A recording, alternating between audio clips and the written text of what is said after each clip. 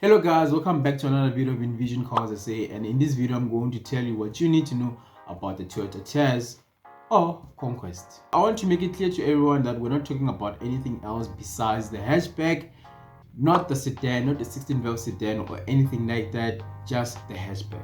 As the video progresses, you'll notice that I'll be looking down on my notes, making sure that I'm giving you guys factual information and that I'm not lying to anyone. So I did a lot of research and I'm very confident in what I have, in the information that I'll be presenting to you guys. So please stay tuned. So on my research, I discovered that the Toyota Conquest was made from 1985 to 1996. Some other sources will tell you that it was made until 1998. Depends on who you ask or where you see the information. The Toyota Tazz was made from 1996 until 2006. Between 1985 and 1988, there were variants that were made. One of them was a 1.3 liter 8-valve and an RSI twin cam 1.6 liter 16-valve 4A GGE. And then between 1989 until 1996 or 1998, these variants were made. A 130 liter 12-valve was made, a 160. I'll just go through all the variants real quick. A 160 liter, which is a 1.6 liter, a 1.6 liter RSE, 1.6 liter Sport, 12-valve Sport, 16-valve Sport, and then a 180 RSI, 1.8 liter, and then a 1.8 liter of the Conquest, where you have those old tail lights.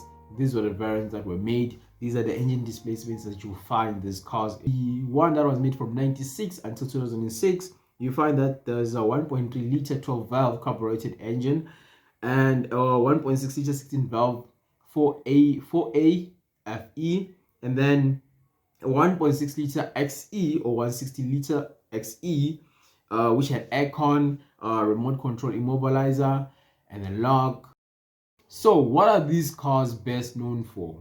Affordability, reliability, and fuel economy is one of the things that are commonly known about Toyota Tazzs. So now you're finding dealerships selling these cars for like 100,000, and I don't know why that's happening, but I've noticed that dealerships don't care about market value. They don't care about that kind of stuff. They just want to sell the cars, make money off of it, and we're just left to complain.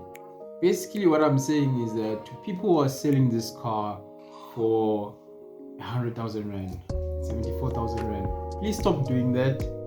You shouldn't do that. Stop it. Stop it. So basically, what I was trying to say is that we shouldn't really sell this car for this much, bro. This car was popular, or is popular, because it's so affordable. You know, it was very cheap. That's why Toyota made it like this, so that it's cheap. You shouldn't be selling it for those prices, regardless of inflation, regardless of anything like that. We shouldn't be selling these cars for this much. We should be looking at market value, the mileage. You find that it has 230,000 kilometers and someone is selling it for 65,000. Why is that? The market value of the car depends on the condition of the car.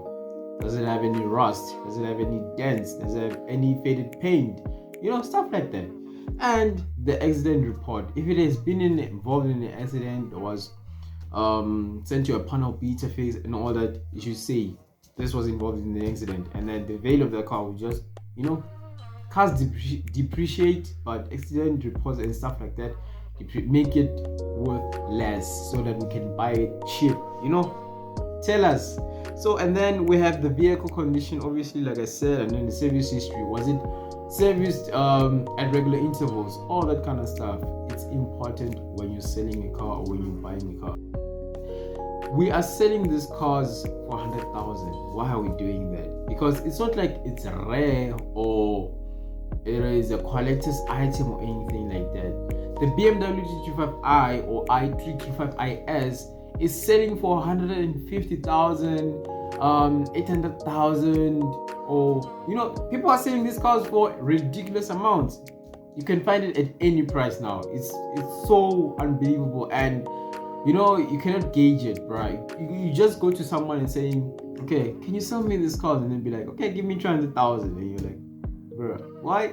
So it depends on where you buy the car. Obviously, I always say this: the price of the car depends on where you buy it, basically.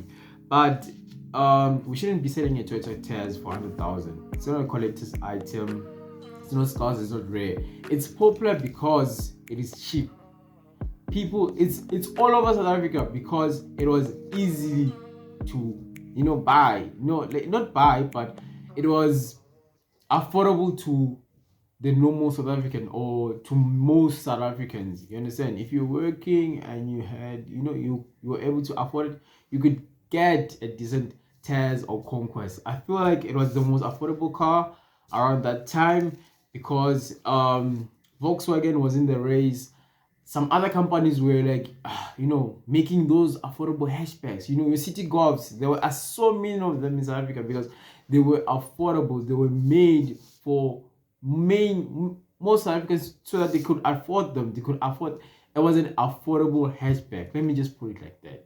Okay, so we shouldn't be selling them for these prices because it just doesn't make sense. So for the people who are doing this, please stop now.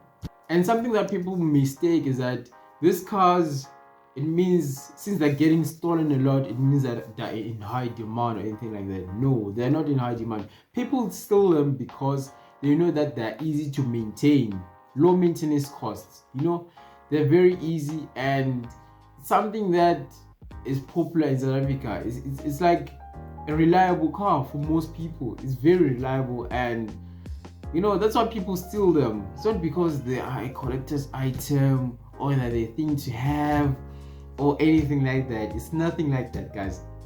And people steal them because they're very easy to steal.